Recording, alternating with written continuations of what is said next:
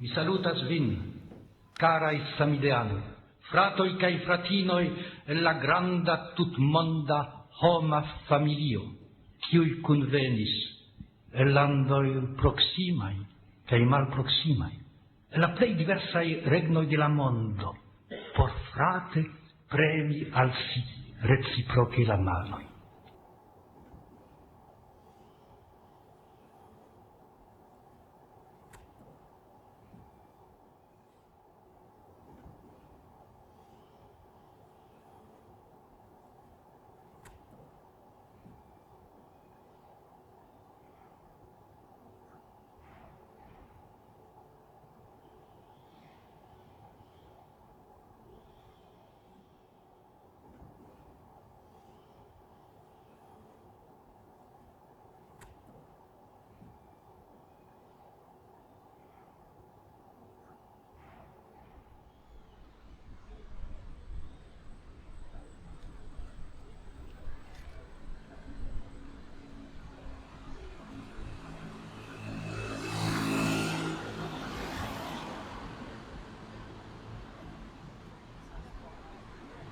Oui, j'habite dans le quartier depuis une quarantaine d'années et je trouve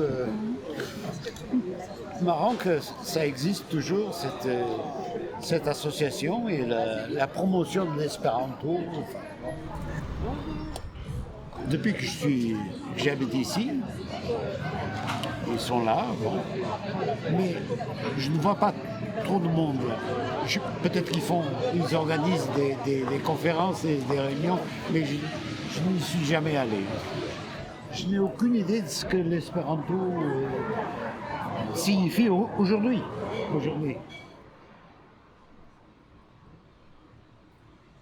Pour moi aussi, c'était très mystérieux.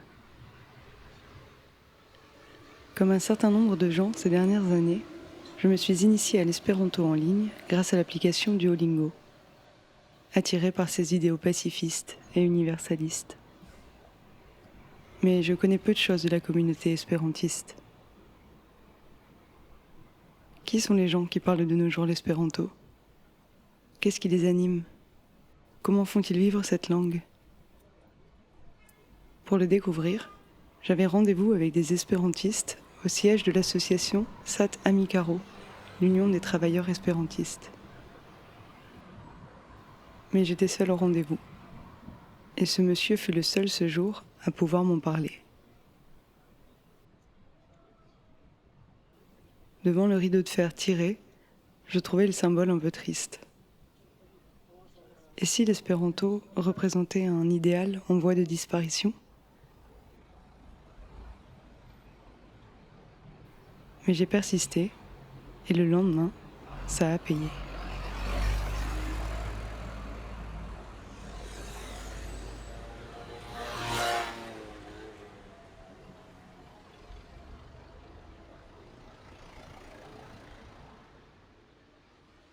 L'espéranto est une langue construite, inventée en 1887 à Białystok, aujourd'hui en Pologne, par le docteur Louis Lazar Zamenhof. Dans une Europe en pleine révolution industrielle, où l'anglais n'avait pas encore une place hégémonique, Zamenhof voulait doter le monde d'une langue internationale. Elle permettrait aux hommes de se comprendre, donc de se rassembler par-delà les clivages nationaux.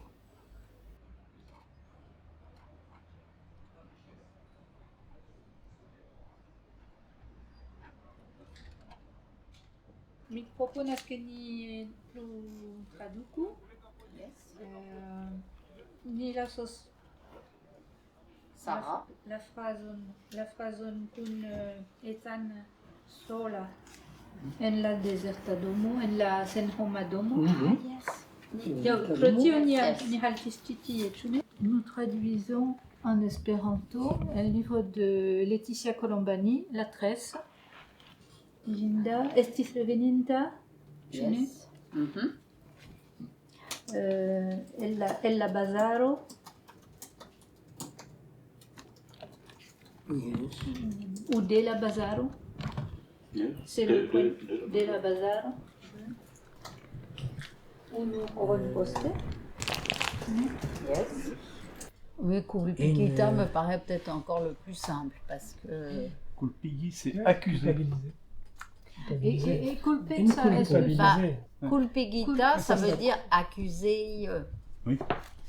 Bah, quand tu es pris en Sono faux, inculpo. est-ce qu'on t'accuse pas? Oui, il y a mais une c'est sorte de. pas- Il y a le côté effectivement Frecciafaro là. Et si on disait là-dessus, simplement mais- culpa? Ingiustivo. Coupable. Estus ebla aĉeti kompaktdiskon. Oh, yes. Yes, tout est. Ĉu vi havas brel en Esperanto? Ne? Montru. Estas la kompanoj. Ah, mi konas la kompanoj, jes. Eble mi havas. Ah, jes, mi havas. Brelon. Jes, mi havas ĝin. Jacques Ivar? Jacques Ivar, jes, Jacques mi Ivar havas. faris duan diskon de Brassens. Yes. Estis la malnova, mais la Yes. Brassens plu. Lastan semajnon mi partoprenis al kongreso ne de Satan Greziono, mi ne ĉeestis, sed Yes, mi ne vidis vin. Do ne, ĉar mi ĉeestis en Katalunio dum la Esperanta Kongreso de Katalunio. Ah, mi ŝatus, sed do oni ne povas esti ĉie samtempe. Yes, effectivement. Ça se voit pas parce que c'est comme un monde parallèle, mais il y a plusieurs millions de personnes qui parlent l'espéranto et qui sont dispersées un peu partout dans le monde. Il y a des gens qui voyagent uniquement avec ça. Donc en fait, pratiquer l'espéranto, c'est un ticket d'entrée pour entrer dans une communauté qui, elle, existe, qui est certes minoritaire avec une culture minoritaire, mais qui existe. L'espéranto, c'est porté par des gens qui ont, par principe de l'espéranto, une sensibilité à l'interculturalité, etc. C'est une manière, si on aime voyager par exemple, de traverser pas mal de continents en ayant des points d'entrée qui sont incomparables.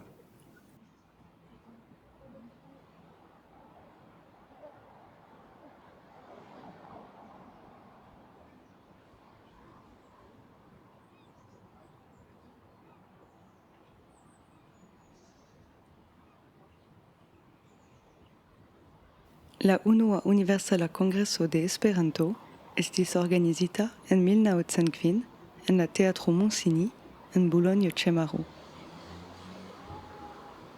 Ĝi kunvenigis 688 esperantistojn el 20 landoj. Bulonjo estas nur 30 kilometrojn de mia hejmo. Do evidente ĝi intrigas min. Hodiaŭ en Bulonjo malmultaj homoj memoras ĉi tiun epizodon. Kaj malmultaj homoj ankoraŭ scias kion estas Esperanto. Mi trovas ĝin malĝoja, dum ĝia idealo estas ankoraŭ tiel necesa. Oni diras al mi, ke mi estas idealisto. Sed tamen, krom se esti idealisto ne estas kredi je io neatingebla, sed male ne rezignacii. Kaj eĉ en la manko de certeco pri sukceso, ĉiam strebi por kio devus esti. Esti idealisto, finfine, ne estas esti freneza, sed zorgi pri siaj idealoj.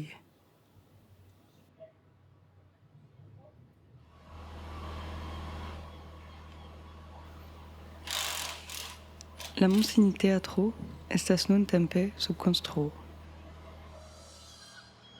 Tempo pasas, aferoj ŝanĝiĝas. En la ĉirkaŭaj stratoj mia okulo serĉas ruston kaj forgeson. La anodinajn spurojn de neglektika, sed ankoraŭ palpebla pasinteco. Kiujn tiuj, kiu pasis ĉi tie longe antaŭ mi, eble ankaŭ rigardis. Kiel delikata ligo inter ili kaj ni, inter ni kaj la pasinteco, inter mi kaj la 680 esperantistoj ĉi tie kunvenintaj en 1905.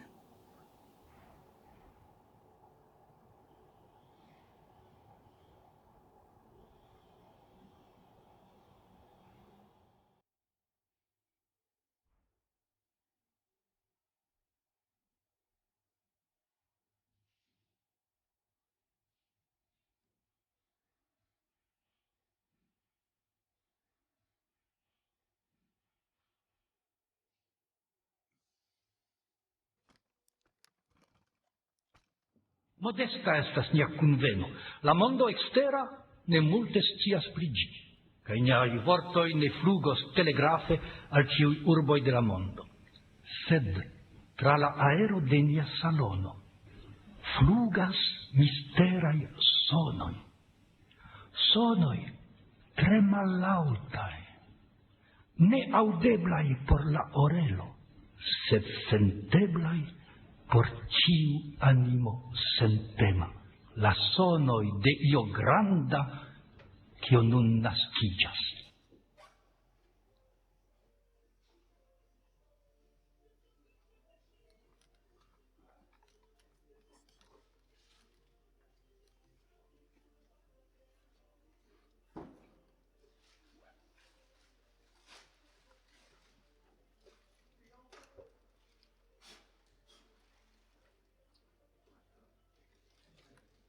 Une période où il a été très visible et il a eu une expansion à tout niveau, dans tous les médecins. Il y avait des congrès de médecins en espéranto. Enfin, ça avait gagné toute une population. Tout le monde savait ce que c'était que l'espéranto. Alors que maintenant, on peut dire à quelqu'un espéranto, il vous dit qu'est-ce que c'est. Ça s'explique pour des raisons Ouais. historiques. C'est que jusqu'à la Deuxième Guerre mondiale, aucune des langues dominantes n'était absolument dominante. Il y avait le français, l'anglais, l'allemand et l'espagnol, mais notamment fin du 19e siècle, où est né, à l'époque à laquelle est né l'espéranto, jusqu'à la Seconde Guerre mondiale, aucune de ces langues dominantes n'arrivait à se départager. L'anglais, c'était pour le business, l'allemand, c'était pour les sciences et les techniques, le français, c'était pour la diplomatie. L'idée qu'une langue pouvait arriver en outsider, pour prendre un anglicisme, et devienne une langue internationale avait du sens à l'époque. Mais on est aujourd'hui, quand on revient au passé, on oublie qu'à cette époque-là, jusqu'à la Seconde Guerre mondiale, les jeux étaient encore ouverts. Donc on pouvait, sans être un utopiste fou, se dire, aucune de ces langues dominantes ne s'est vraiment imposée mondialement, il y a encore de la place pour une langue internationale. Et ce n'est que depuis qu'après la Seconde Guerre mondiale, où je pense qu'il y a une vraie politique linguistique qu'on ignore de la part des États-Unis comme outil hégémonique, puisqu'on appelle aujourd'hui le soft power, etc., qui s'est imposé d'une manière absolument raisonnée, et comme un rouleau compresseur qui a fait que l'anglais s'est imposé, pas d'une manière naturelle, hein. C'est une volonté politique massive, organisée. Une volonté politique qui a rencontré une adhésion. Oui, mais c'est toujours comme ça. Voilà. C'est toujours comme ça, mais je veux dire, on aurait pu imaginer plein d'autres langues dominantes. Est-ce que c'est irréversible? J'en sais strictement rien.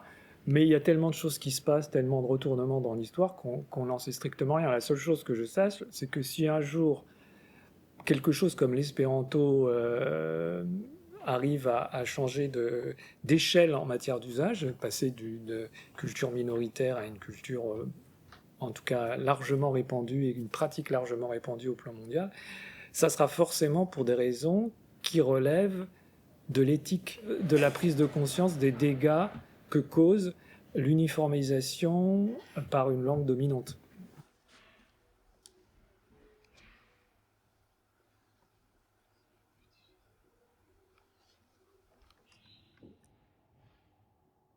En nia kunveno ne existas nacioj fortaj kaj malfortaj, privilegiitaj kaj senprivilegiaj.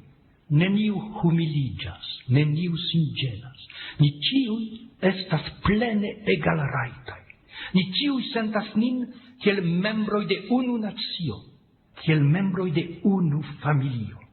Kai la unuan foion en la historio de la homaro, ni, membroi de la plei malsamai popoloi, staras unu apud la alia, ne kiel fremduloi, ne kiel concurantoi, sed kiel fratoi, kiu premas al si reciproce la manoi, sincere, kiel homo al homo. Ni consciu bone la gravetson de la hodiaua tago, char hodiau, inter la gastamai muroi de Bulonio-Cemaro, convenis ne Fransoi cun Angloi, ne Russoi cun Poloi, sed homoi cun homoi.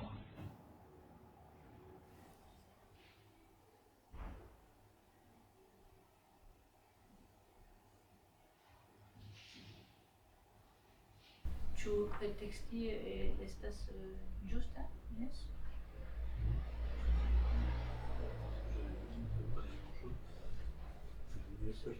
À l'intérieur des locaux de l'association Satamikaro, j'épiais la réaction des passants face à cette vitrine quelque peu atypique. Allait-il s'arrêter? Se questionner? Qu'est-ce qu'il pouvait bien en penser? La plupart passaient sans même la regarder. Et puis, il y a eu ces gens.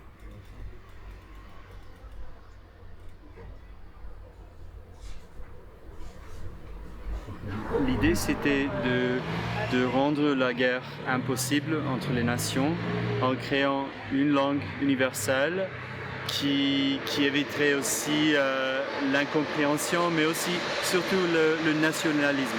Zamenhof et les autres, ils ont eu l'idée que ce nationalisme et le romanticisme de l'époque où les nations de l'Europe étaient en train de définir une littérature nationale, parfois une langue nationale. C'était un moment où on avait aussi peur que ça mènerait à la guerre.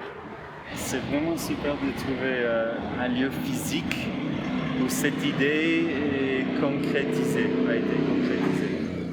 Nous cherchons une boisson après plusieurs journées bourrées de réunions.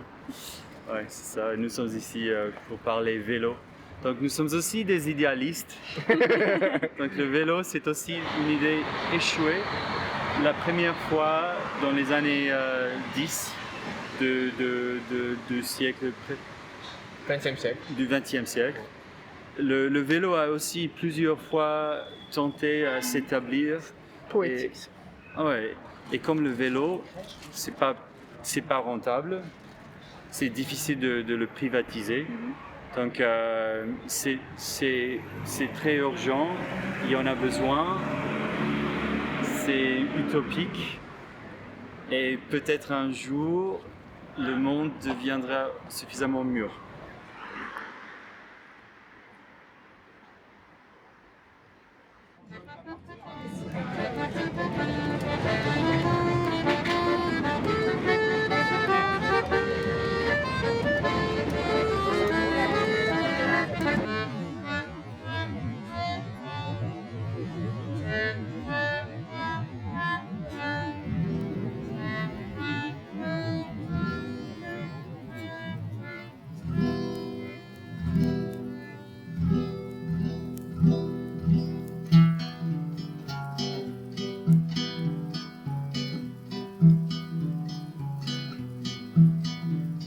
Matenon grisan mi elvekigis, obelulin mi ne plu povos kisi vin. Matenon grisan mi elvekigis, kai alvenis invadant. O partisano, min portu foren, obelulin mi ne plu povos kisi vin. O partisano, min portu foren, char mi pretas por la mort. Kai cae semi-mortos, partisanante, o belulin mine plu povos qui si vin, cae semi-mortos, partisanante, entombigenigu min. Min entombigu sur la montaro, o belulin mine plu povos qui si vin, min entombigu sur la montaro, sube de ombranta flor.